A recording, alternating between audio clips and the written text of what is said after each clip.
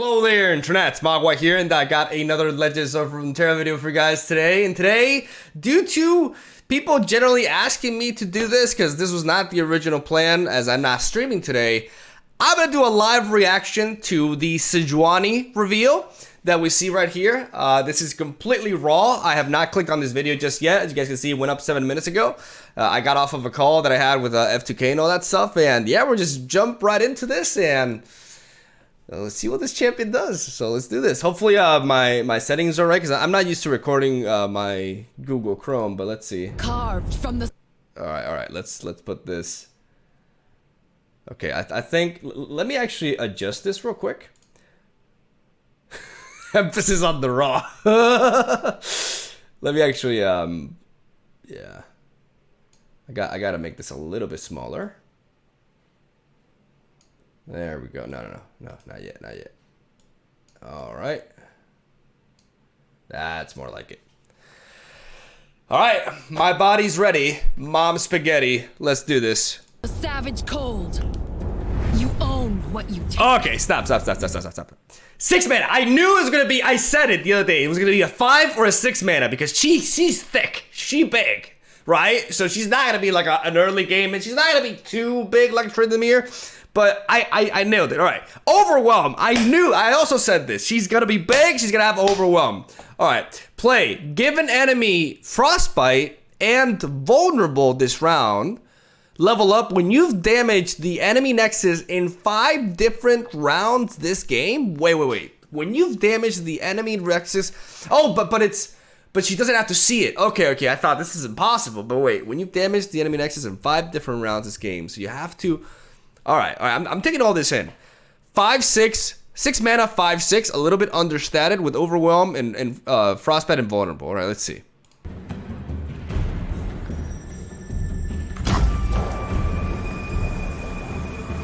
What is Vulnerable? Show them our teeth.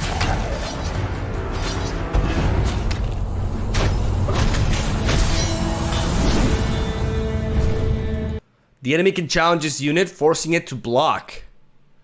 Oh! Wait! Wait, that is so nice!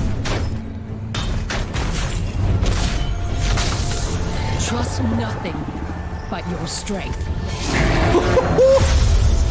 Okay. Stop. Give an enemy Frostbite and Vulnerable this round. The first time I see you damage the enemy nexus, each round, Frostbite all enemies! What the fuck? Wait, you Frostbite the entire board. Dude, she can be crazy with Ash. Wait. Okay. The Winter's Claw endures!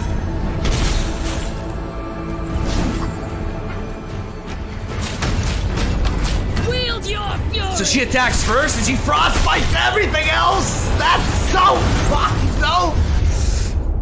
Okay, what about the other cards? Wait, alright, so... Alright, so we got SEJUANI, but the other card should be on the Twitter. So, yeah, this art was revealed throughout today, like the bear and these things, but first impressions regarding SEJUANI. I mean, it's very hard for me to, like, do this right off the bat. Like, I actually need some time to think. But the Vulnerable effect is really, really interesting, because all of a sudden, it basically, it turns all of your units into potential challengers, right? It makes her, like... It gives SEJUANI an immediate upon entry effect, which can be really, really useful at picking off an opposing threat. It can really... One of the big weaknesses that Freljord decks, or Frostbite mid-range decks in general can have is lack of interaction, right? Lack of being able to deal, for example, with elusive units. With SEJUANI, when you play her, not only are you making a unit challengeable, you're also frostbiting it as well. So you're making it so that it won't strike back. And if you don't have anything else to attack it, you can just hit it with SEJUANI herself, which has 5 attack, right? Which means you can take down most opposing threats. And this gives her the ability to, like, not only are you developing a strong threat with Overwhelm, you're also generating a potential removal that turn as well. which is really neat. Like, I actually like this champion a lot, even though she's 6 mana, so she's definitely expensive. But if you compare her to the likes of Cithria, her effect is really neat. And the fact that she doesn't have to be on the board and see this happen. So when you damage the enemy Nexus in 5 rounds this game, right? You start the game turn, like if you, let's say you start going first. If you don't have a 1-drop, then on turn 3 you can damage the Nexus 1. And then on turn 5 you can, yeah, this champion is actually difficult to level up. Like, you need some sort of, like, you need to pair her with some sort of strategy that can do direct damage to the Nexus, or have some overwhelm units. It's actually a difficult level up requirement, because you need to damage the opponent in 5 different rounds. So the turn she comes in, so let's act as if we're going second, right? Turn 2, turn 4, and turn 6. If we manage to attack and deal damage to the Nexus in those 3 turns, which is easier said than done, we're still only a little bit over halfway there. So in order to level her up, you really, really do need to incorporate some sort of direct damage, right? Like, otherwise, it doesn't really... It's not really plausible otherwise to level her up. And once you do level her up, her power is really, really high. Like, it makes your combat phase extremely threatening. Like, I guess it makes sense for it to be difficult to level up, because her level up is just insane, dude.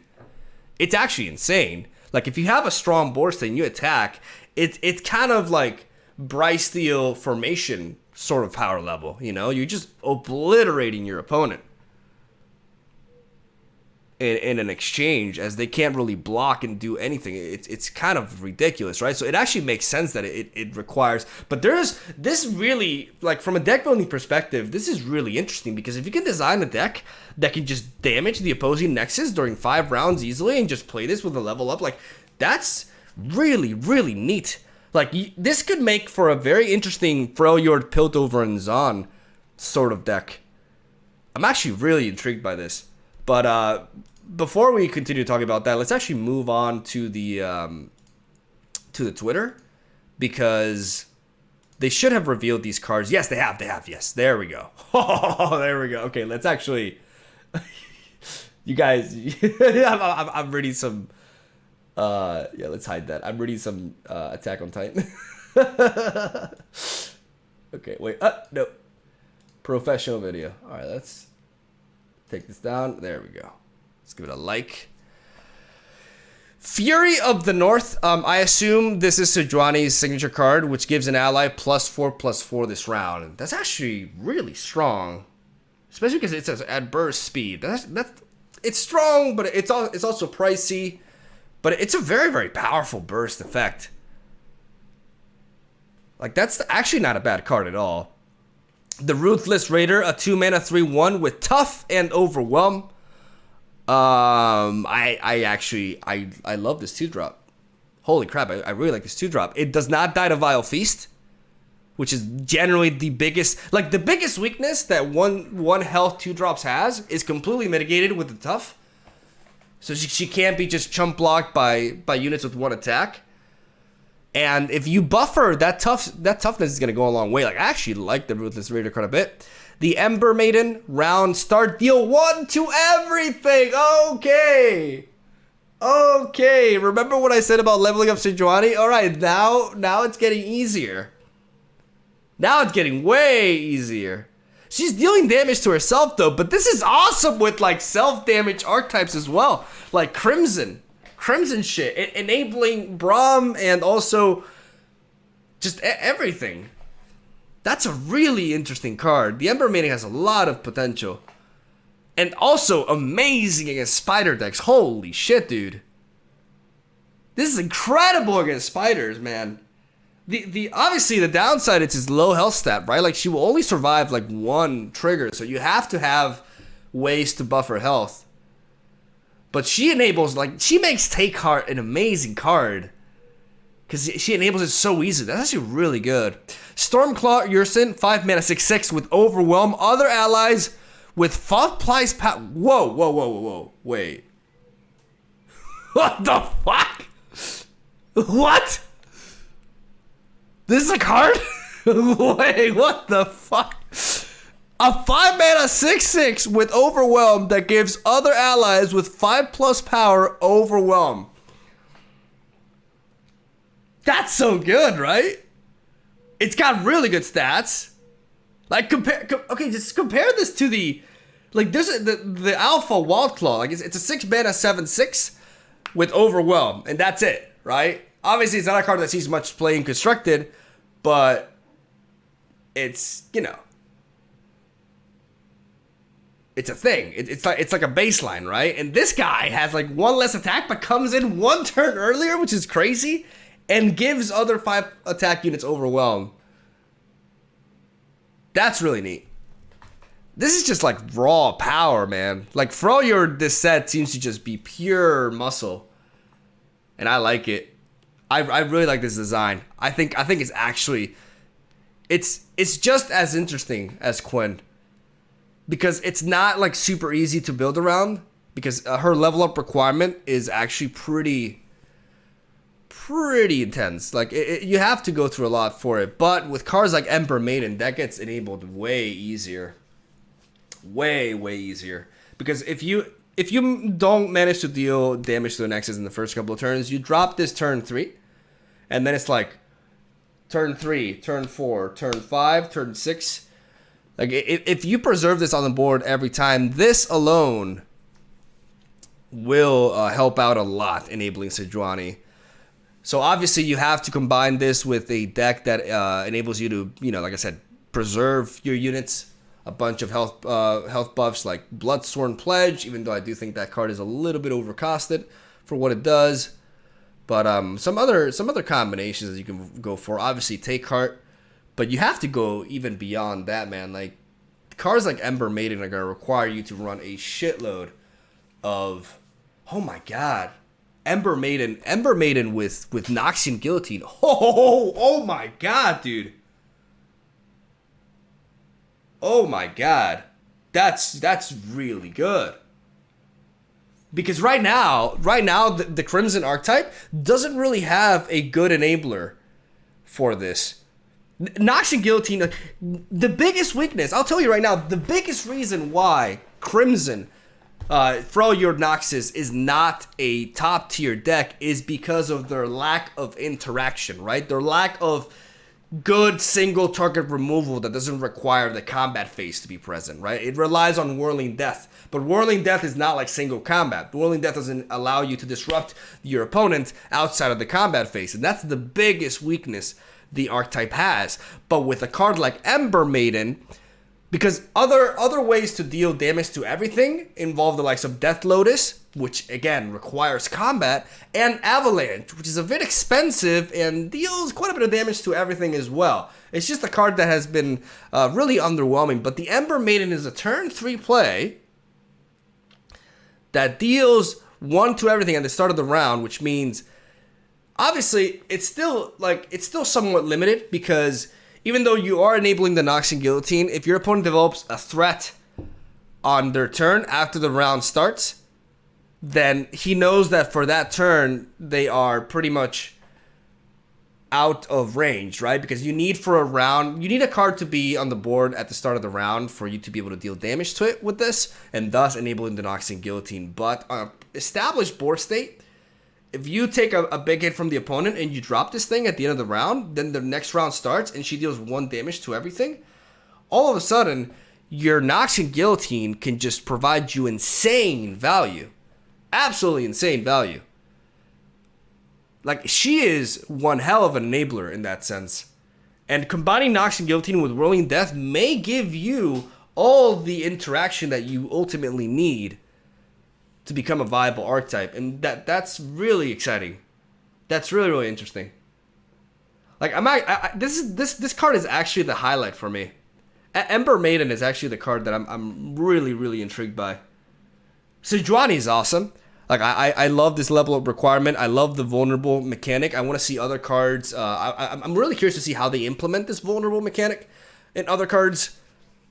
But I think it's great because, like I said, interactivity. That's one of the big weaknesses this archetype has had. And the inclusion of these cards really patches up that hole very nicely. So I really expect I expect big things from this. I think this set may make, like, it's really exciting because we're gonna be moving beyond what seems to be like the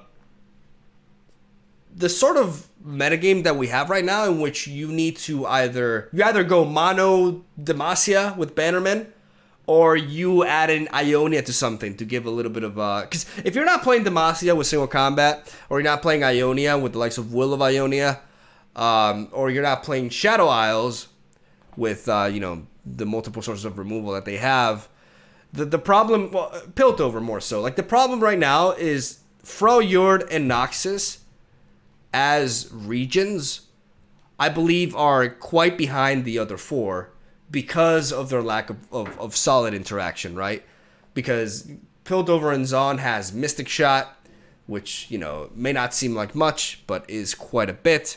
Like I said, Demacia has single combat, Ionia has Will of Ionia, Shadow Isles has Grasp of the Undying, Vile Feast, etc., etc. They have many ways to interact and disrupt what the opponent is doing, but Freljord and Noxus don't. And now with the inclusion of these cards, the vulnerable mechanic and enablers for Nox and Guillotine, I do think this is going to make a big difference. And I'm very excited. Really, really cool. If you guys come up with like any sort of like combinations for SEJUANI, let me know in the comments. Like this is obviously like a very raw video. Generally, like I want to have the reaction and then just think about things, but I felt like I would deliver the whole thing for you guys this way. Stormclaw Yrson is it seems really solid, honestly. As a card, just seems really good, but wait, I just realized. It doesn't have a rarity.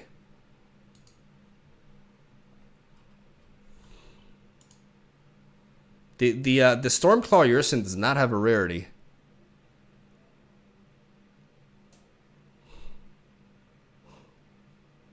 Is that a typo? Because that may mean this card is not an actual card, but is potentially like spawned by something else.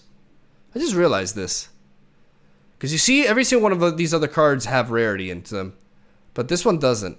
And I mean, a 5-mana 6/6 with this ability seems like a little bit over the top, right?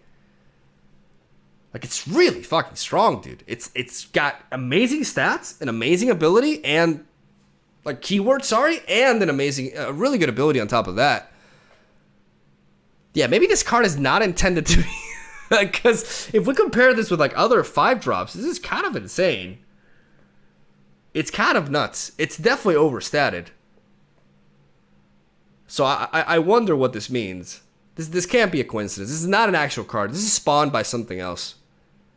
And we'll have to see what it is, I believe.